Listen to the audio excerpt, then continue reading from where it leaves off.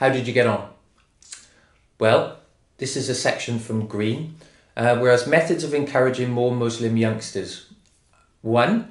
Being more single-sex activities. So if they're starting, as with any minority group, if they're starting a session or starting anything that they're not quite sure of or a new activity, you want to make it a safe, fun learning environment if possible. So try and promote more single-sex activities. 2. Relaxation of dress codes. Some sports have a strict adherence to the clothing that you must wear for all sports. So can the school promote or relax the dress code required? Yes, there's going to be some health and safety concerns, but you must outweigh these within the necessary risk assessment for that session. Introduction of less strenuous activities during Ramadan. So understanding maybe that because they're not eating or drinking during the day, then energy levels will be low. Making showering optional. Greater privacy in the changing facilities. Maybe amending expectations towards vigorous physical exertion. Could be an area that you explore. Incorporation of a greater choice of activities, particularly amongst older pupils. And we go back to that topic of role models, don't we? So maybe more ethnic minority teachers. So that task focused on ethnicity. So let's flip back and look at areas of racism. Now, there's 3 forms of racism. Firstly, structural. This is where racism is embedded within histories of society and how it impacts upon sport. Income, education, health and employment could be examples of where racism is structural. An example, or a good example of this, is the apartheid in South Africa. This is an Afrikaans word meaning separateness or the state of being apart. So literally, aparthood. This was a system of racial segregation in South Africa enforced through legislation by the National Party, the governing party from 1948 to 1994. Following this section, I'd like you to click on the link below this video and just read through an article there about the British Lions tour of 1974 and watch the short video clip. And I think it brings this topic of structural racism to light. Second is institutional. Practices within sport that discriminate against people of colour and ethnic groups. So people in positions of influence and power specifically. And then individual.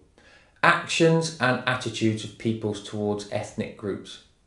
So you've got structural, so at a government level, embedded within histories. You've got institutional, which are practices within sport that discriminate against people, those people in positions of influence and power. And then you have individual, so individual actions and attitudes of people towards ethnic groups. Core arguments are to say that sport is inherently conservative and helps to consolidate nationalism and racism. So if you think about sport as a whole, it needs rules, it needs structure, it needs discipline. So inherently it is conservative. Sport is used as an instrument of integration of ethnic and race relations. There was no bigger statement than that than when the South African rugby team introduced their first black player. Sport has contributed to unique political struggles involving black and ethnic minority groups. Sport has contributed to discrimination an underrepresentation of ethnic minority groups with certain sports. And race and ethnicity are factors influencing people's choice in participation. A really useful resource at this stage for you to explore in more detail is the Sporting Equals website. Sporting Equals exists to actively promote greater involvement in sport and physical activity by disadvantaged communities, particularly the black and minority ethnic population. Their 4 key objectives are increasing participation, diversifying boardrooms, identifying and showcasing talent, and improving health and lifestyle outcomes.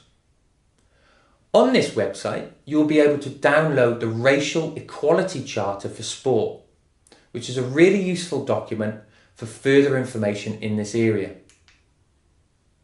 The Charter outlines sports organisations will make a public commitment to challenge and remove racial discrimination from sport, encourage participation from all communities to become involved in sport, welcome and protect employees and spectators from all communities, encourage skilled and talented individuals to become involved in sports administration, coaching and management, develop the best possible racial equality policies and practices, and celebrate cultural diversity in sport through models of good practice and sharing excellent exemplar examples. Over the next couple of slides, what we'll look at are the reasons behind why specific groups don't take part in sport. Firstly, we'll look at Black African. Women state here that the main reason for not taking part in sport or physical activity is home and family responsibility, whereas males state lack of or unsuitable facilities being their most popular reason. So how do Indians compare with that of the Black African group?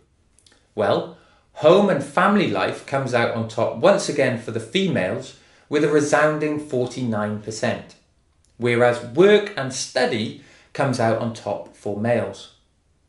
Interesting to note, however, that nearly as many men cite home and family reasons as females within the Black African group from the Indian group. Whilst analysing the reasons for Chinese people, we can see that neither male or female have stated home or family commitments as their highest reason for not taking part in sport or physical activity. A whopping 59% of males state that work or study demands impact heavily on their ability to take part. This also being the most popular reason for females. So in summary, some really interesting analysis, and it provides an insight into the culture of each group.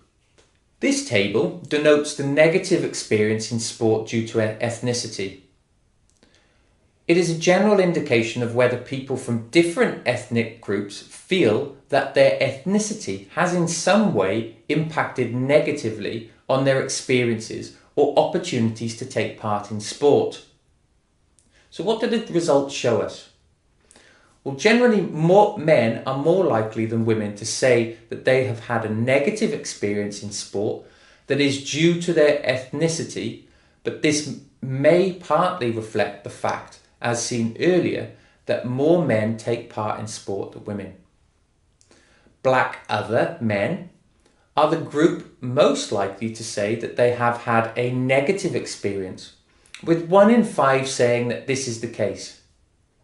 Amongst women, the Black other ethnic group also had the largest percentage saying that they had had a negative experience, approximately 1 in 7.